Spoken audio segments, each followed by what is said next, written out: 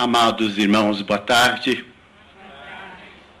Que a paz e o amor de Deus nos envolva, que as bênçãos do Mestre Jesus, luz, sabedoria, Mestre nobre, o Mestre de paz, esteja conosco nessa tarde. Que cada fibra da nossa alma seja tocada, porque somos, na dubiedade, filhos pródigos. Um filho que ficou e um filho que partiu. Iniciaria a fala dessa tarde referenciando nossos ancestrais, começando por Buda. O conflito não está entre o bem e o mal, está entre o conhecimento e a ignorância. E outro ancestral nosso, Sêneca, nos dizia,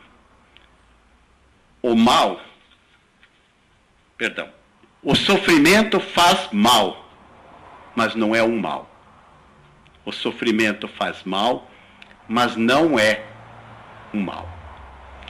Queridos, voltar a Jesus é interpretá-lo, é vivenciá-lo, é senti-lo no todo. Concordo plenamente com o meu antecessor, já que ele me chamou de sucessor, o Alexandre. Sucessor porque nós somos mesmo, porque já tivemos nossos predecessores. E já tivemos nossas pretéritas e também encarnações, cujas... Olhar nas parábolas de Jesus é compreender o perfeito colar que ele nos legou, Alexandre.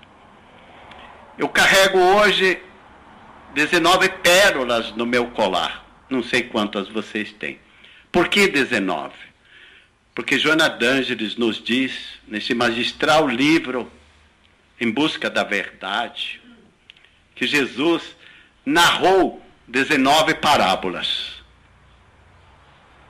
E uma delas, sucedendo a palavra do semeador, belíssima, porque a nossa terra fértil está sempre fértil, e adubada está quando nós a adubamos com a fertilidade e o humus do nosso bem-querer, do conhecimento, para dissipar as trevas.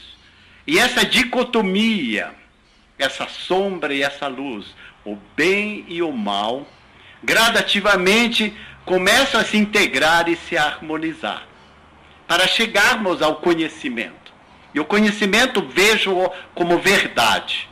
E a verdade vos libertará, diz o Mestre. E a verdade é Deus. Postula Jesus perentoriamente, tacitamente, afirmativamente, que ele é o caminho para. É este caminho que está prescrito, está também postulado nas suas parábolas. Alguns ele não falava mais por parábolas, mas havia necessidade de trazê-las como uma história singela, uma narrativa de amor, sim, para que compreendessem. E uma delas, no seu bojo, encontram-se lições psicoterapêuticas verdadeiras do amor, porque ele, Jesus, é o psicoterapeuta maior. E numa valiosa contribuição para a conquista do si mesmo, que já falamos aqui, para a conquista do nosso self, da nossa individualização, que nada mais é do que a nossa verdade, a nossa individualidade, nós mesmos, que é nosso espírito, para que também consigamos integrar esse ego carregado de sombras com o self, espírito, que é luz, porque traz, nascido mesmo, ancestralmente, na ignorância. Todavia, na simplicidade e nessa ignorância, no experimentar e no viver, ele conseguiu, em suas transatas, chegarmos ao que somos hoje, na nossa melhor das encarnações. Que beleza, né? Esse self, de Joana d'Ângeles, eu abro um parênteses para dizer que eu agradeço também à nobre irmã Suzy, pela recomendação, numa simples conversa, acredito que foi no WhatsApp, que a nossa conversa já é mais eletrônica. Silvino, fique à vontade. Comece, por exemplo, a lhe sugerir a parábola do filho pródigo. Apraz-me, agrada-me, é sua. E foi-me dada. Gostei demais. Esse self, arquétipo de Joana d'Ângeles, da vida consciente, é o somatório de todas essas experiências evolutivas, sempre avançando na direção do luminoso, da luz, dos nossos números, dos nossos espíritos de luz. E nós temos, e nós somos luz também. Tão belamente, tão ricamente, falou de uma maneira do coração o nosso amigo Alessandro, quando nos diz que essa pérola preciosa que nós somos, porque somos filhos de Deus, carregamos em nós esse reino. Todavia, nas circunstâncias, nas nossas vivências, nas nossas tomadas de decisões, somos muitas vezes coabitados, porque nós aceitamos com as sombras, vulgarmente chamada do mal, que nós não queremos dizer, mas que fazemos não só sobrar, mas sobressair o bem que há em nós para despertar essa luz, que é bela, que é útil, que é necessária. A luta, portanto, nessa interação entre o ego e o self é saudável e é necessária. Por isso que Buda, e essa frase eu tirei da internet 2 dias atrás, é exatamente esse conflito maior entre o conhecimento e a ignorância. Uns que postulam ignorância, porque são assim, eu não vou mudar. Para que mudar? Está tudo bem. E continuam na sombra, e continuam na mesmice. E é esse conhecimento que desperta, que é a verdade. Jesus foi além e viveu essa perfeita interação de que nós falamos hoje, entre a sombra, o ego, e o self, o luminoso, a luz, que ele esteve permanentemente nessa interação com o Pai. Quando ele nos disse, eu e o Pai, um. Saulo, que era um renitente, um combatente, também um dia compreendeu essa luta, esse conflito entre este ego dele, para fazer diminuir o dominante, o truculento, para fazer sobressair o altruísta, o bom, o necessário para o momento. Cegou-se a caminho de Damasco, mas compreendeu, viveu e experienciou. E tamanha foi a sua integração com o Cristo, que antes combatia, que agora estava no seu íntimo, que passou a dizer, já não sou eu mais que vivo. É esta interação e o Cristo vive em mim. Então, estudando por 2 semanas exaustivamente, obrigado Suzy, este livro, fiz anotações sábias para trazer aqui. E não bem podia furtar a leitura básica, fundamental, para esta palestra, para este seminário, do despertamento. Em síntese, diz Joana, trata-se de uma história bem expressa, que expressa, e muito bem, a fragmentação da psique em torno dos arquétipos morais. Esse embate nessa luta sem cartel entre o ego imediatista e dominador e o self harmônico e totalizante. Observem bem a expressão que ela nos diz. Vou repetir. Esse embate, essa luta entre o ego imediatista dominador, que é a sombra, e que viceja em nós a todo instante. Basta sintonizarmos e fazer com que ela sobressaia. Basta fazer uma explosão de ira e essa sombra já aparece. E conquistar essa harmonia pelo self. Então Jesus assim disse. Um homem tinha 2 filhos, narrou Jesus. Disse o mais moço a seu pai, meu pai, dá-me a parte dos bens que me tocam. E ele repartiu os haveres entre ambos. Um pediu, mas ele pensou os 2. Observem bem. Eu vou fazer pausas. Poucos dias depois, o filho mais moço, e geralmente começa. Como veio após, se dá o direito. Como se os pais já passaram por uma primeira experiência do filho mais velho. Quem já é pai e já teve 2 filhos, já sabe muito, o primeiro vem para nos provar mesmo. E o segundo já temos mais experiência. E abrimos a guarida, abrimos a guarda mesmo. E possibilitamos essa libertação. Eu nunca havia pensado. Ocorreu-me agora, de canal, essa advertência. E o filho mais moço, ajuntando tudo que era seu, bens, e foi viver dissolutamente num país longínquo. Observem essa decisão. Juntarmos o que é nosso. Pai, eu tenho direito, a herança é minha, dê-me. E quantas vezes exigimos de Deus isto, e Deus nos concede. Pela semeadura, concedeu-nos a semente, que é a parábola dos talentos. Que todos os dons que temos são preciosos, que são nossos haveres, mas que os dilapidamos dissolutamente num país longínquo, como depois se expressa bem. Lá dissipou todos os seus bens. Observem a atitude, a realidade de um jovem inexperiente, mas que vivia tentando, que queria provar, e provou. Depois de ter consumido tudo, sobreveio àquele país uma grande fome, e ele começou a passar necessidades. Observe que a parábola é moderna. É exatamente isso que nos ocorre. Abramos uma aspas para dizer quantos que estão no auge da riqueza, da abastança, e que esbanjam mesmo. E de repente sobreveio uma peste, sobreveio uma crise, sobreveio uma guerra. O país entra em colapso. E aquela riqueza para nada prestou.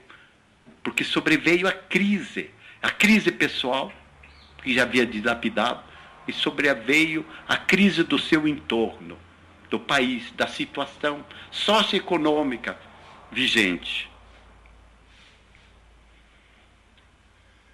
Foi encontrar-se com um dos cidadãos daquele país, e este o mandou para seus campos guardar os porcos. Aqui eu pontuo 2 coisas: o socorro e o segundo, o trabalho. Mas já repararam que quantas vezes nós passamos por isso? E que dizer, alguém, por caridade, socorra-me, e choramos nos seus ombros.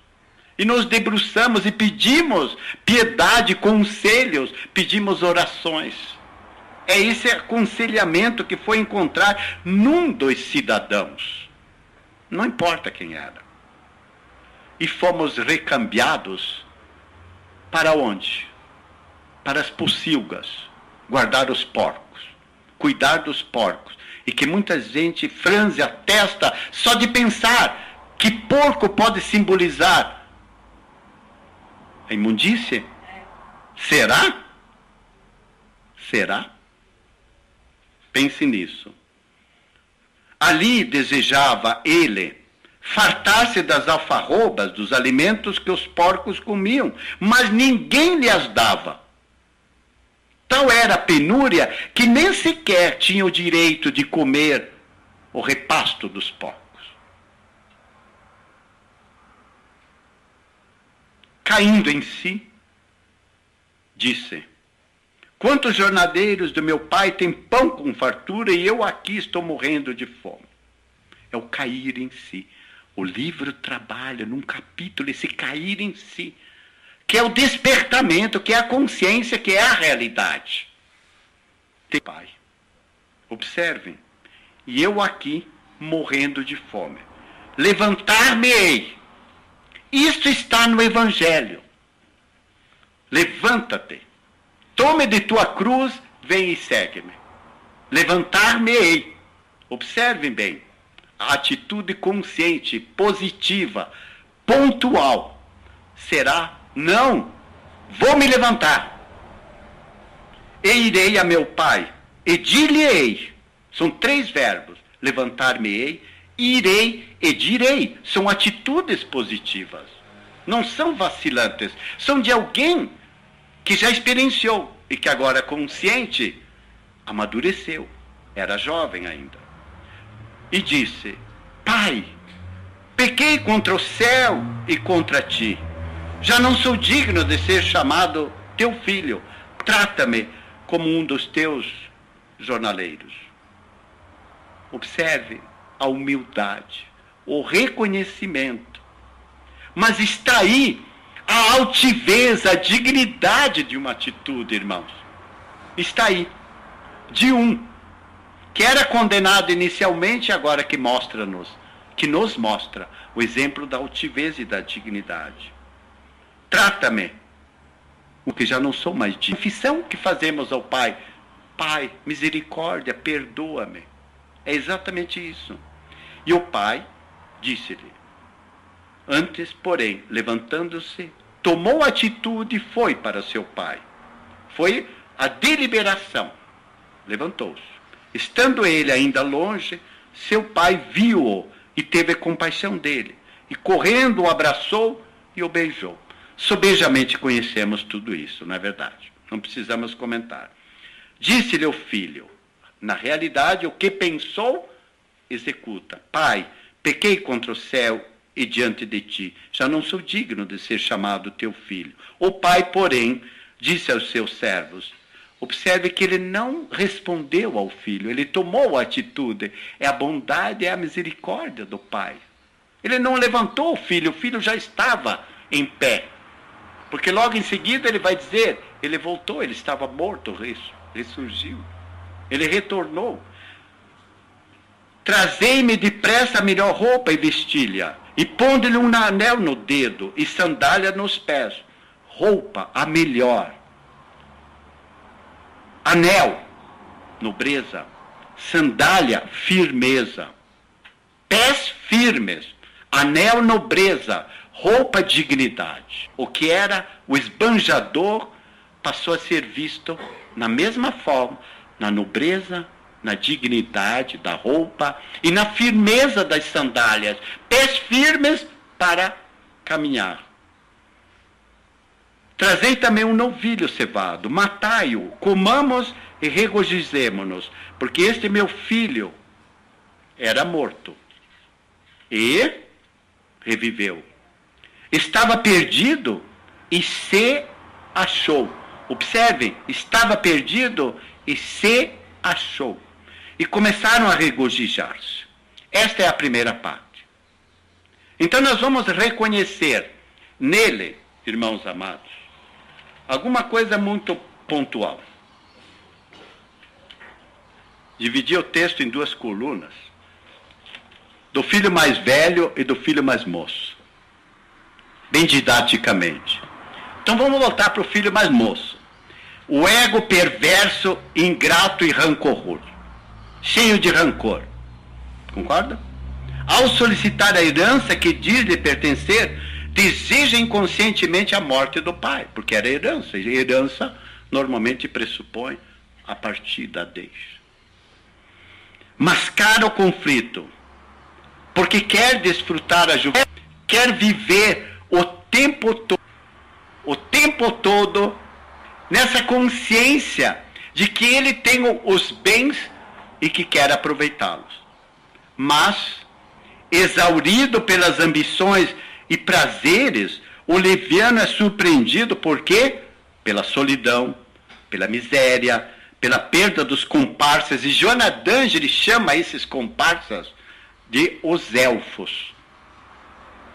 Palavra para nos dizer que são aqueles que estão, e que ela nos diz os nossos demônios internos.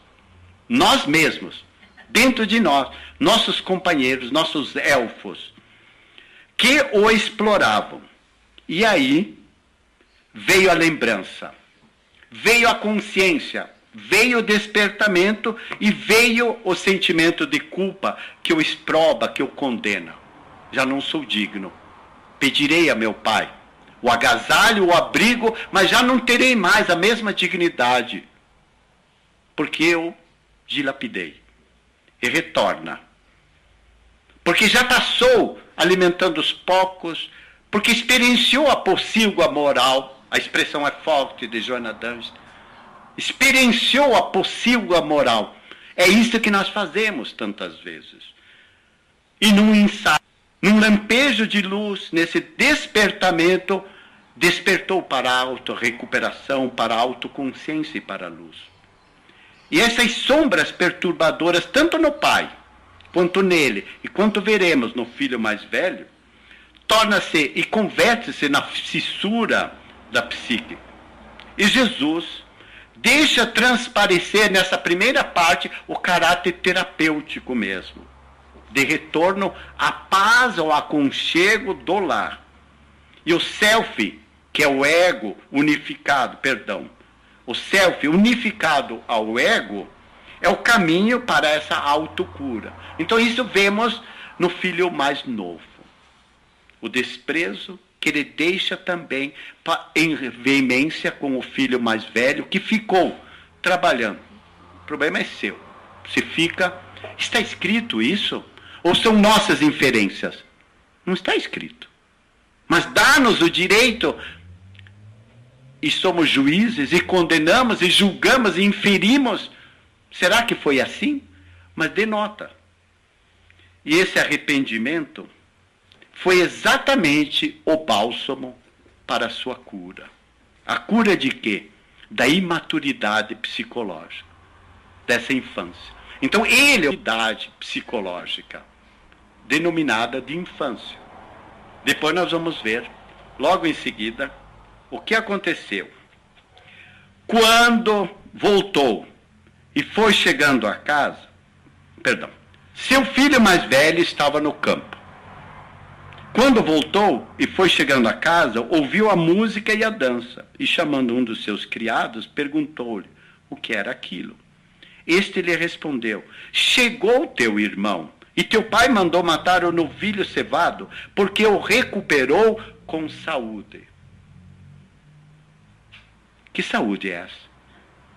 Senão a saúde moral. Ele estava roto, maltrapilho, estava tudo, e no entanto ele o recebeu com a saúde moral.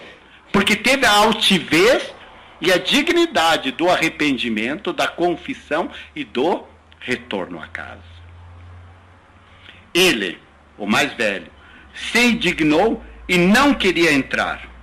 Aqui nós encontramos o símbolo do ressentimento, da mágoa, do ciúme. Mas ele respondeu: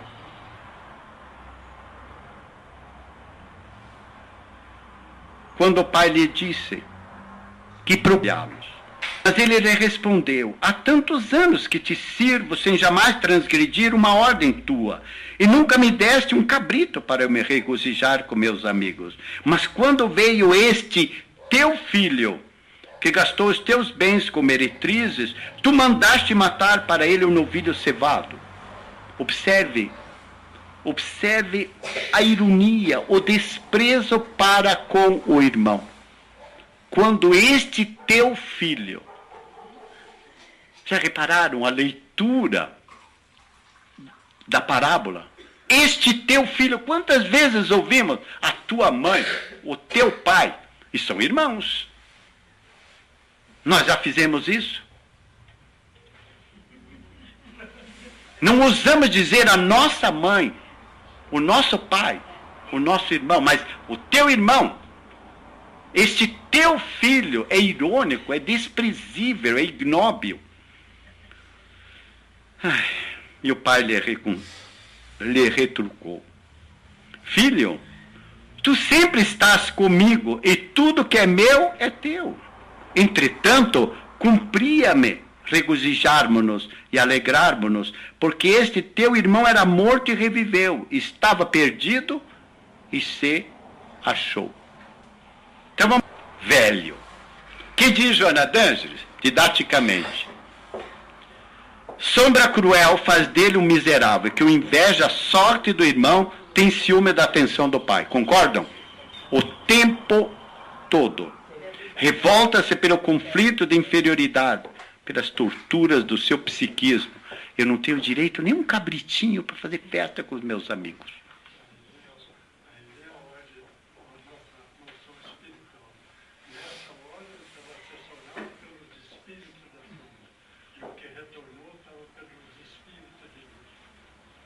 Perfeito. Posso parar e ir embora. Sente-se rejeitado, embora ele demonstre que foi devotado o tempo todo ao pai. É, na verdade. Ele ficou, trabalhou, cumpriu. Mas é o interesse de ficar com a herança. Eu vou trabalhar porque tudo isso vai ser meu. O outro foi embora. Tudo isso vai ser meu. É um interesse egóico. Em vez de contentar-se com o estar com o pai. É diferente.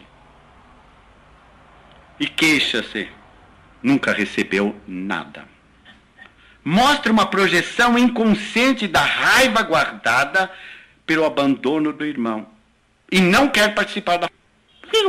Ele tinha tudo. Recebeu tudo. Metade por metade. Foi, gastou. E agora? Vem pedir clemência?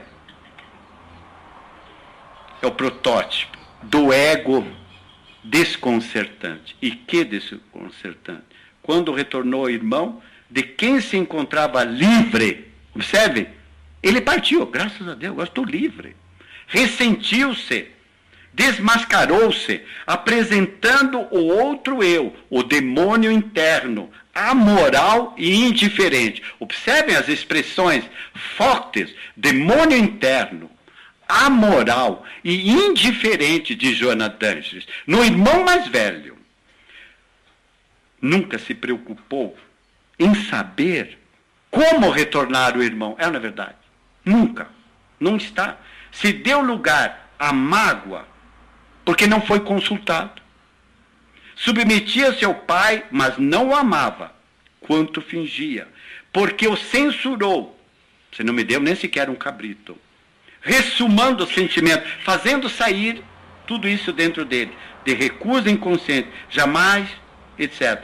Também estava morto. Observe que ele era mais morto do que aquele que partiu.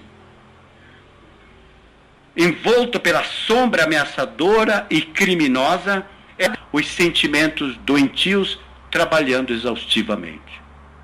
Nessa aqui, denota bem quanto trabalho esfalfante diuturno de tantos filhos, mas que dentro de si estão carregados, pejados de mágoas, de ressentimentos, de ódios, mas que demonstram na aparência que está tudo bem, mas basta a primeira aprovação para assim testemunhar. E ele então, como primeiro, que era da imaturidade psicológica da sua infância, este demonstra o quê? O primarismo emocional, ou a infância emocional, e que está em tantos adultos. E não importa a idade. E isto é sério. Queridos, é por demais. Esta parábola traz-nos algumas verdades. Eu vou terminar a primeira parte com essas verdades das parábolas, para depois fazer com vocês reflexões. O indivíduo comum, observe bem a expressão, ainda não iluminado, e Joana d'Ângeles usa uma expressão bem moderna, deambulante, que caminha na ilusão, comparado ao filho leviano, insensato, somente convive com os objetivos do prazer pessoal e do interesse mesquinho. Esse é um tipo. Mas também há os indivíduos inseguros, instáveis, solitários, que em ninguém confiam. Então são dois tipos de filhos pródigos modernos. Quiçá não estejamos mais em nenhum deles. Os primeiros, que estamos caminhando ainda, levianos e insensatos. E os segundos, instáveis, inseguros e também solitários. Vivem ambos nos ressentimentos, nas invejas, enfermos interiormente e conseguem enxergar-se sempre como incompreendidos e perseguidos. Esse anseio pela fuga dos outros é também o tormento da fuga de si mesmo. Medo de se encontrar. Mas é fácil atirar, diz Joana d'Angeli, para cima, para baixo, para todos os lados. Num gesto de quê? De libertação. E seguir o tormento para realizar depois o quê? A volta. É o filho mais novo. Realizar o tormento para depois executar o retorno. E humilhado. Então nós recebemos toda a herança. Dilapidamos tudo. Mas quando nos encontramos com roupas imundas, humilhados, porque já passamos a almejar a comida dos porcos e não nos foi dada, aí pensamos em retornar para o lar, onde havia paz, onde havia acolhimento, onde havia bondade. O gesto do Pai, observemos num contraponto entre a imaturidade, a infância, e outro emocional desequilibrado. Essa imaturidade psicológica. O pai, abraçando o filho de volta, é a luz do amor. E o amor, Jesus nos disse, apaga, neutraliza, dilui a multidão de pecados. E o amor diluiu a culpa, diluiu o erro. Trata-se, portanto, de uma visão que nós vamos voltar um pouco ao passado. E Joana d'Angeli o faz de uma maneira muito interessante. Vocês se lembram de Caim e Abel? Caim, mais velho, que ele era dado por ser o primogênito, e do mais novo que invejava Caim. E quis comprar a primogenitura. Quis comprar o direito, porque era filho mais velho. Graças a Deus, hoje não tem mais. São todos iguais. Mas na época, Caim fomos nós. E por inveja, por ciúme, matou Abel. Não é a mesma coisa? Matou. E partiu.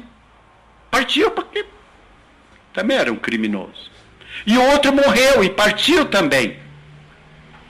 Diz Joana d'Angeli, o filho fiel é o mito representativo de Abel, generoso e bom. Foi sacrificado por Caim, morto. Porém, esse Abel gentil não amava Caim, o irmão mais jovem, que era extravagante, considerado perverso e também insensível. O mito Abel, no filho mais velho, gostaria de assassinar Caim, que se tornara bom, voltara, tomando-lhe o lugar ou parte dele no sentimento do pai. Essa parábola, em momento algum, informa o mais velho com relação ao mais novo. Já repararam? Então agora, meus irmãos, eu vou para a parte mais importante, que é que vale essa tarde. Já pararam para pensar o que é um seminário? Senão na possibilidade da reflexão, do amadurecimento, da conscientização, de perceber-nos e perceber nosso entorno. Então eu pontuei, lendo exaustivamente Joana d'Angeli, algumas reflexões para com vocês. Eu tenho um bom tempo ainda. Vamos lá. Quem estava dormindo, desperte. A parábola é um processo psicoterapêutico. Indubitavelmente não há o que contestar. É um remédio. Curador. Daqueles que vivem no conflito, nesse turbilhão dos eus. Dos eus.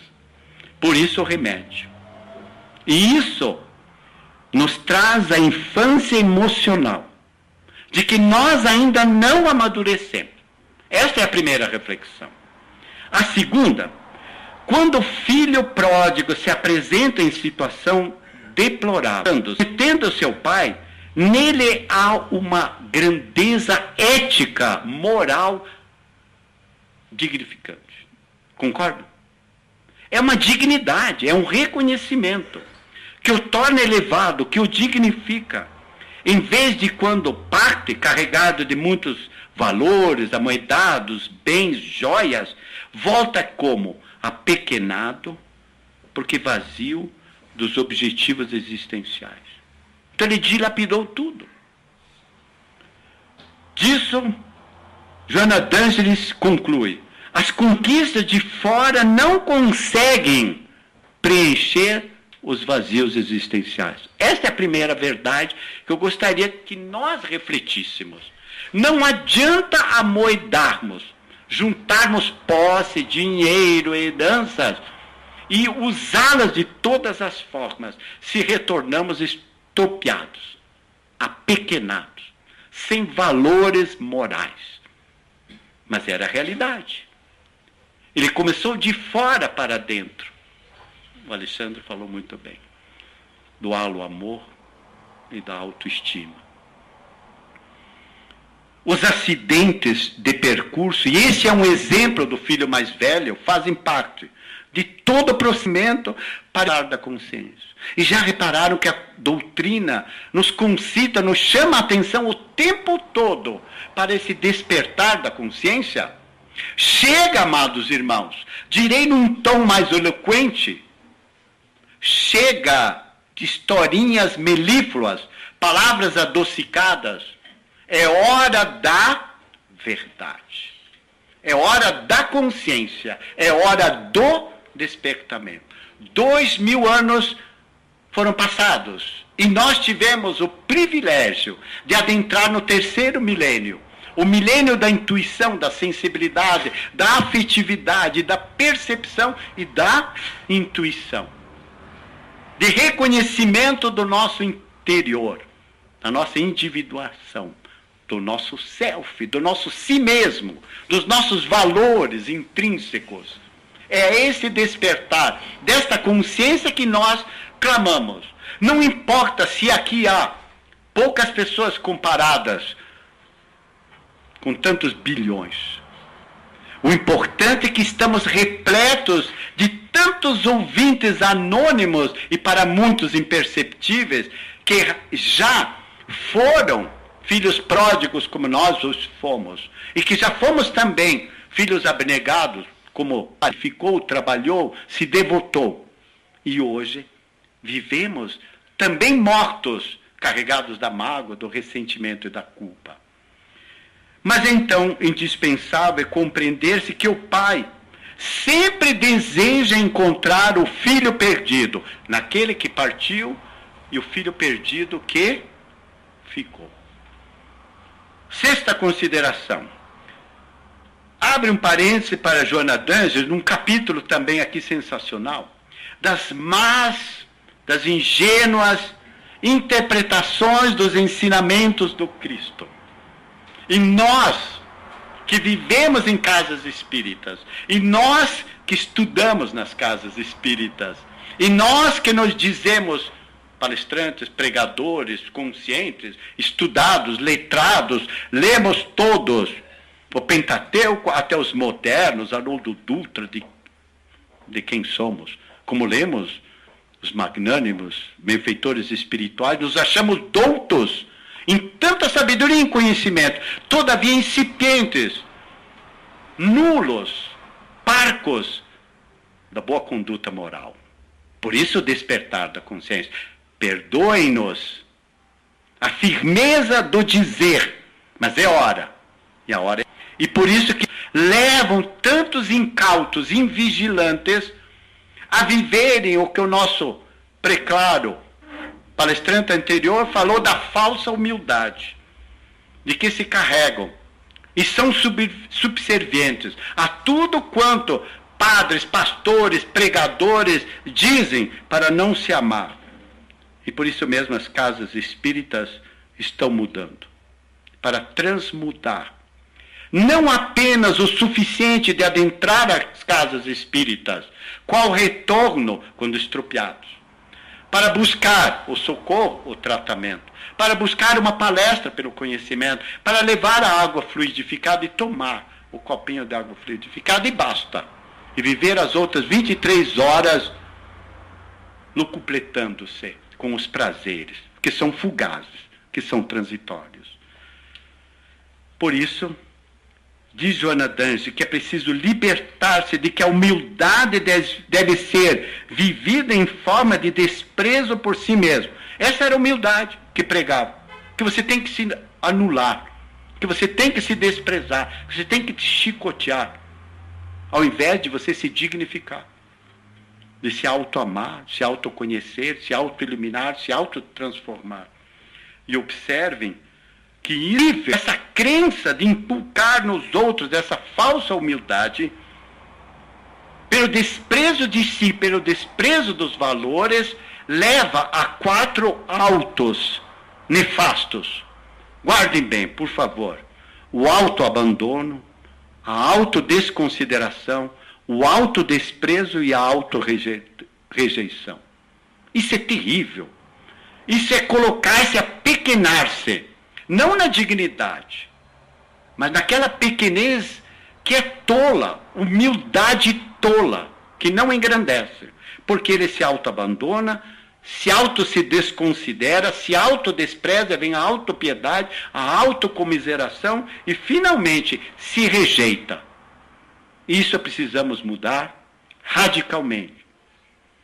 Na parábola e em sua mensagem não se encontram quaisquer tipos de censura nenhuma das atitudes dos 2 filhos. Concordam? Nem de reproche e condenação, tampouco de dissimulação das ocorrências. Pelo contrário, ela é explícita. Mostra um e mostra outro. Tudo se dá de maneira natural e em júbilo crescente. É alegria pelo retorno. É a alegria da autoconsciência, júbilo do retornar a casa.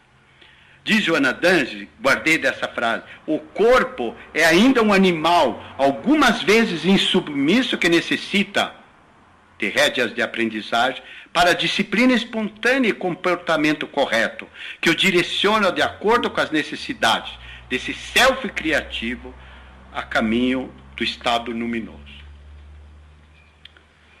E o país longínquo? Afinal de contas, onde fica este país longínquo? De que fala a parábola? Sabem responder? De um lado pode ser o mundo espiritual. E Joana d'Ange fala de uma maneira muito bonita. Muito bonita. País longínquo, onde a vida estua e tem início lá, no mundo espiritual.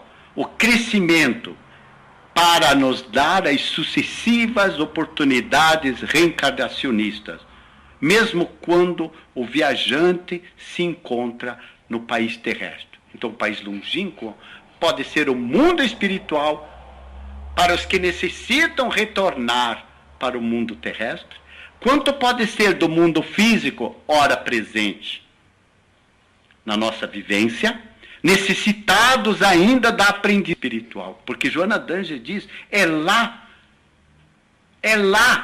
que nós vamos encontrar o crescimento. E aqui passamos ainda pelo mundo de provas, de duras expiações. Provas duras e expiações algozes. Então, também despertamos. A parábola, nas 19, do filho pródigo, faz parte de uma trilogia. A trilogia dos perdidos. Achei lindos. Vocês conhecem? Tirando a Suzy, todo mundo conhece. A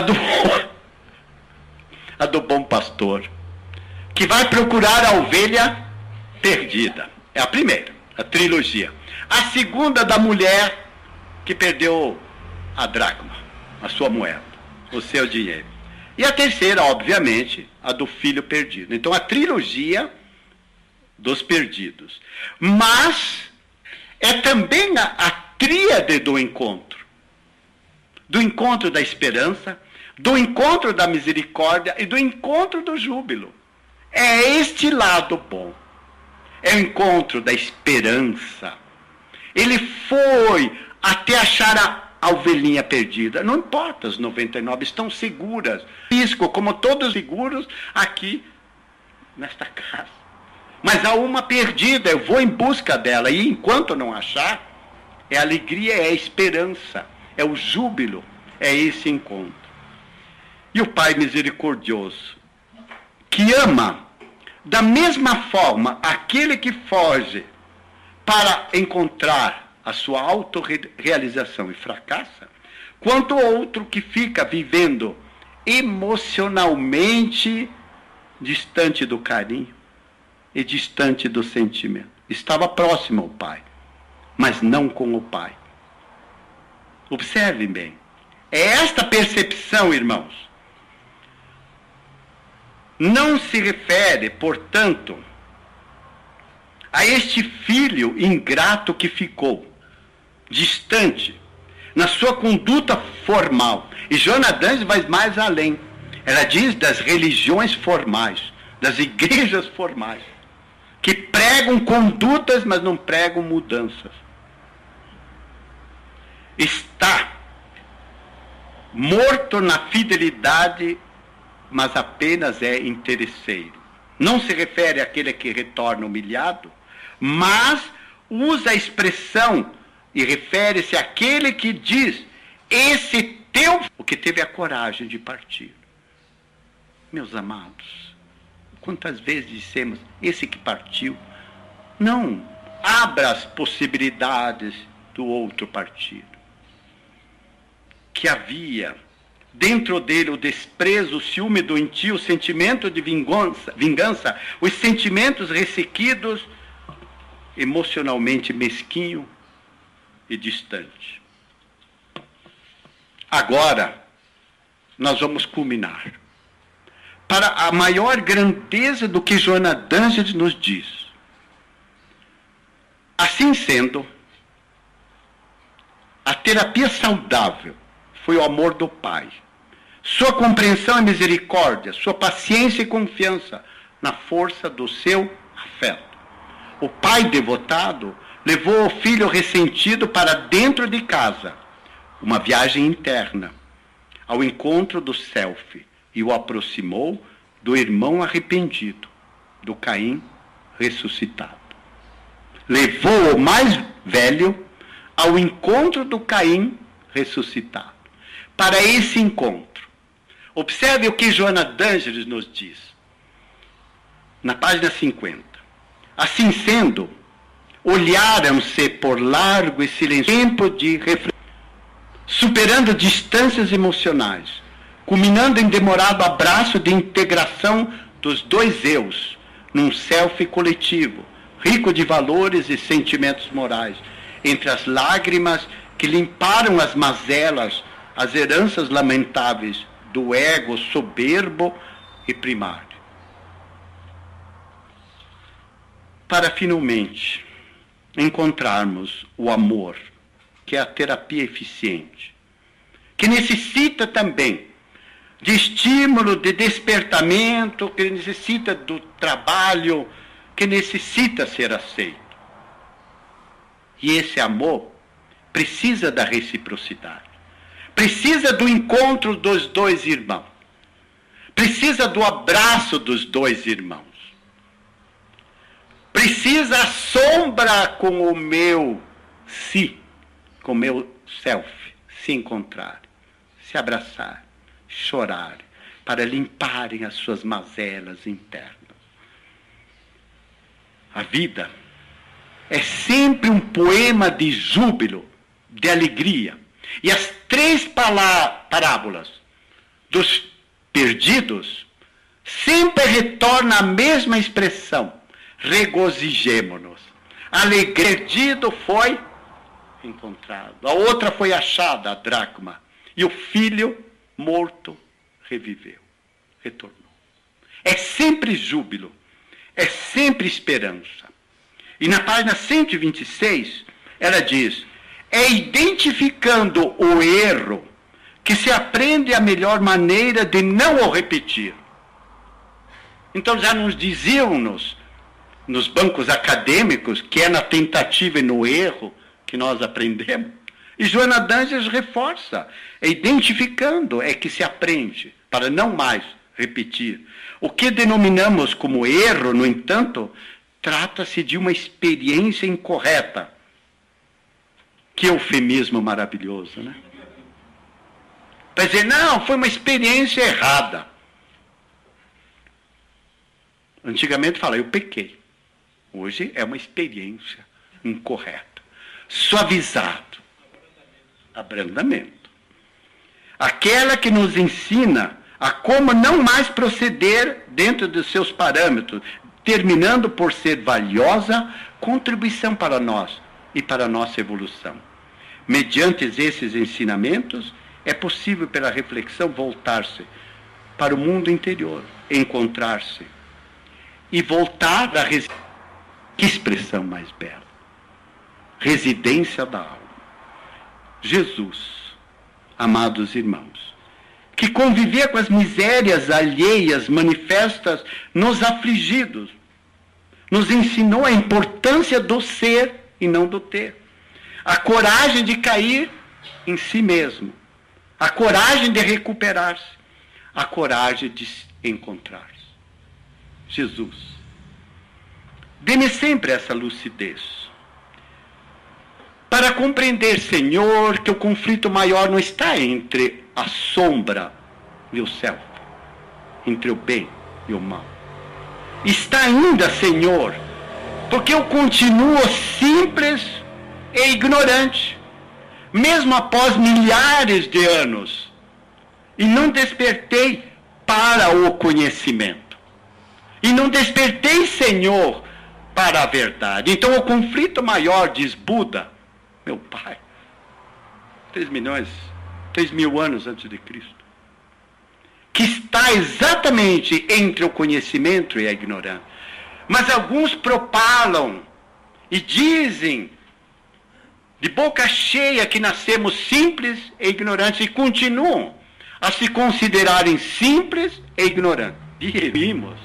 E quanto evoluímos para chegar a compreender que esse mal e que o sofrimento faz mal, mas não é um mal. É a cruz de cada um de nós. É a consciência de cada um de nós. Para o despertamento, para a alegria e para o júbilo. Porque algumas vezes fomos ou somos filhos jovens que necessitam de herança, de dinheiro, de joias, amoedar-se, enriquecer-se, viver na abastança, na riqueza material, para depois caírem nas pocilgas morais e nem sequer ter como alimento o alimento dos poucos, porque não são mais dignos. Mas o cair em si, que é o nosso despertar, nos concita a reflexão. Eu retornarei e direi a meu Pai, perdoa-me, porque já sou não mais digno de ser chamado seu filho. Mas o Pai nos abre os braços, nos acolhe a benevolente. E Jesus nos disse, representando o Pai, quando inquirido, se tu queres, Senhor, eu serei curado. E Jesus nos responde como respondeu há 2000 anos. Eu o quero. Essa tarde, todos nós estamos curados pelo bálsamo do conhecimento, pelo bálsamo da sabedoria, pelo bálsamo da autoiluminação, da aprendizagem, do bem-querer, do aceitar-se, do mudar e do aprender. E somos eternos aprendizes do bem e do amor. Muito obrigado.